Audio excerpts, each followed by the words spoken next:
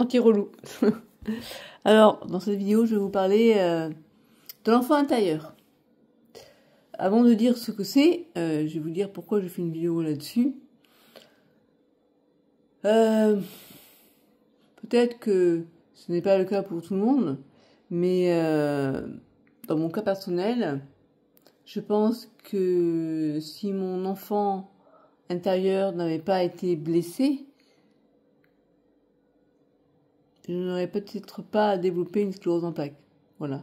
Il n'y aurait pas eu de raison à ça. Mon corps n'aurait pas eu besoin de passer par une maladie pour se faire entendre, en fait. C'est mon point de vue. Bref. Alors d'abord, l'enfant intérieur, c'est quoi pour bien vous donner une définition, j'ai noté celle-ci. C'est la représentation symbolique de l'enfant que nous étions.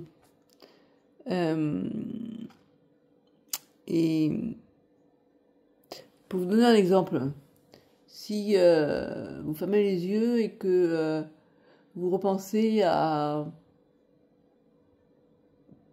un événement qui vous a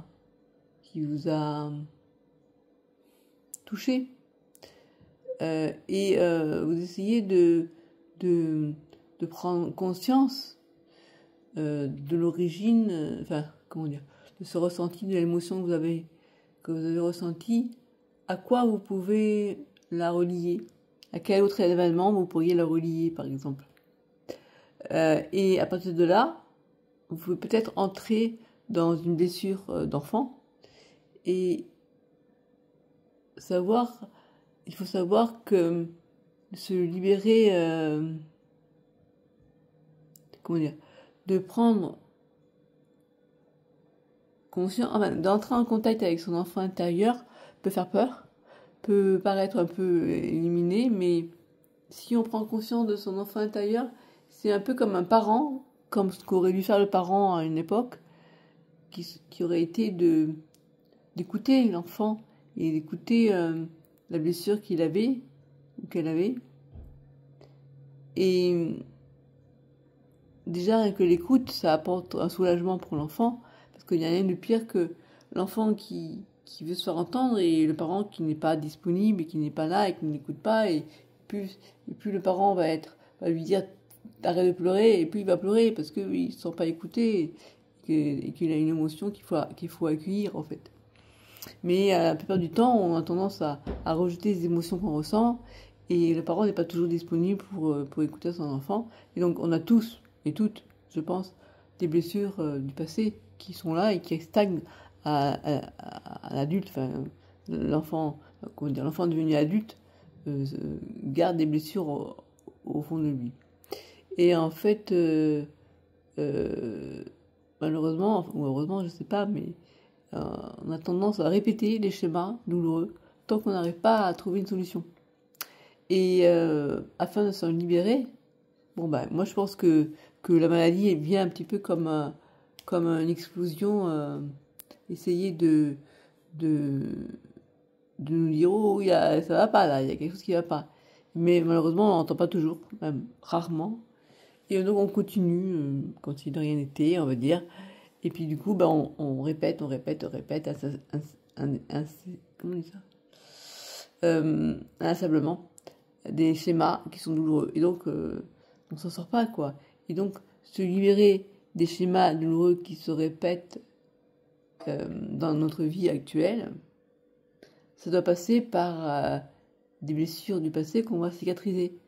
Et pour ça, il faut déjà prendre conscience que notre enfant intérieur est blessé et écouter et passer par accueillir cette émotion comme l'aurait dû le faire le parent. Alors, il faudrait que je vous donne des exemples. Je réfléchis.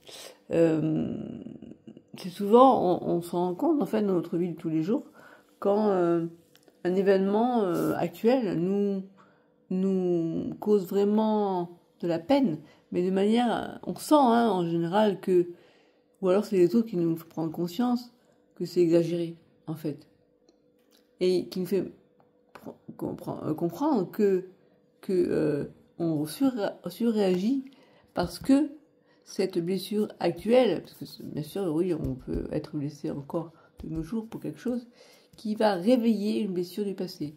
Et donc, comment il faut faire dans ce cas-là? Eh bien, partir à l'écoute de cette émotion qui est là, l'identifier et arriver à un peu à dénouer les fils là, pour comprendre l'origine, enfin, comprendre la vraie souffrance qui est bien plus loin que celle qui se réveille la douleur actuelle, en fait, nous révèle une autre douleur plus passée, plus ancienne. Et après, bah, en fait, déjà, il faut oser entrer dans, oser, j'allais dire, embrasser son enfant intérieur, oser être un bon parent pour son enfant intérieur, ça veut dire déjà accepter cette douleur qu'il a et il l'entend, et enfin, je veux dire, l'entend. Alors, ça vous paraît peut-être un petit peu illuminé quand vous dites ça comme ça. C'est toute une question, voilà, j'essaie de trouver des mots, MOTS, pour exprimer les mots qu'on ressent, MAUX, et ces émotions qu'on peut avoir. En fait, il faut déjà accepter de douleur qu'on peut ressentir et ne pas avoir peur de rentrer dedans. C'est-à-dire, souvent, hein, c'est le cas de plusieurs du temps, quand on ressent quelque chose qui nous travaille, qui nous fait mal, on va essayer de comment je peux dire ça, de se distraire sur autre chose pour oublier en fait ce qui nous fait mal. Mais c'est pas du tout la solution, parce que sinon ça va faire pareil, on va répéter les schémas, voilà. Et ce qu'il faut faire, c'est accepter d'aller voir plus au fond ce qui se cache en fait derrière tout ça, et oser laisser s'exprimer l'émotion. Alors on peut passer par des pleurs, on peut passer par de la colère, mais bon, et comprendre que c'est pas la personne qui est en face qui doit subir nos émotions. Voilà, et puis après, on peut essayer de ressentir, de comprendre ce qui s'était passé à l'époque, et pourquoi on a été blessé à l'époque, et peut-être même des fois, encore de nos jours, pouvoir aller parler à la personne pour lui dire, tu sais, là, c'est pas une question de le culpabiliser, bien sûr, hein, mais c'est de lui dire, là, j'ai été blessé quand tu m'avais dit ça, quand tu as fait ça. Et c'est pas évident. Et moi, je vois, moi j'ai écrit un livre où je parle un petit peu de ce que j'ai vécu quand j'étais enfant par rapport à l'alimentation. Je me rends compte que mes parents ont fait des erreurs. Et des fois, on est là, on dit, ouais, mais j'ai un patron qui tombe dessus. Bon, pour ma mère, c'est pas, risque pas, mon père non plus d'ailleurs. Mais, et je me dis, mais pourquoi est-ce que je ne culpabiliserais, moi, de ce qu'ont fait mes parents, de leur révéler, en fait, que là, ils ont fait une bêtise. C'est vrai, et je leur en veux pas.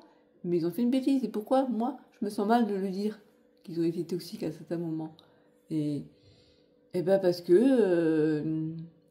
je suis tellement empathique que ça me ferait mal qu'on me dise là tu m'as fait du mal. Et même si la personne m'en veut pas, et même si la personne elle sait que je pas fait exprès, et je me mets en fait presque à leur place alors que c'est pas moi qui. Enfin, bref.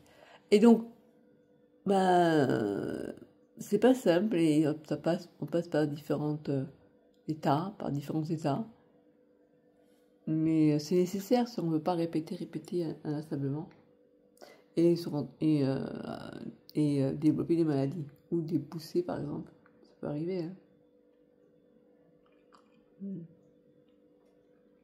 Bien sûr, ce que je vous dis, il n'y a aucun médecin qui va vous le dire parce que ça ne relève pas de leur domaine de compétence, on va dire. Et puis en plus, bon, là je vous dis pour moi ce que je ressens. Maintenant, c'est pas forcément ça pour tout le monde, mais c'est une piste à envisager en fait. Quand on est dans des schémas qui se répètent. Après, je vous dis pas que ça va empêcher la maladie d'apparaître, ça va pas empêcher les pousser, mais au moins peut-être éviter de fixer une blessure et d'essayer de la cicatriser et puis comprendre surtout aussi ce qu'on ressent, c'est juste réfléchir et en même temps passer sur. Enfin, je ne parle de réfléchir, mais c'est pas qu'une question du monde, c'est pas qu'au niveau intellectuel. C'est pas la tête qui doit raisonner. La tête, elle raisonne après coup pour analyser ce qui s'est passé, ce qu'elle a ressenti. Mais c'est surtout au niveau des émotions. Voilà. Et ça, c'est difficile hein, de partir. Je vous dis encore une fois, le réflexe qu'on a, c'est surtout éviter de ressentir, de prendre conscience de cette émotion, de peur de souffrir. Mais si on ne fait pas ça, on souffre encore plus parce que Parce que je vous dis, les schémas vont se répéter. Voilà ce que je voulais dire. Si vous voulez d'autres sujets, d'autres vidéos un peu sur ce thème-là, n'hésitez pas. Voilà.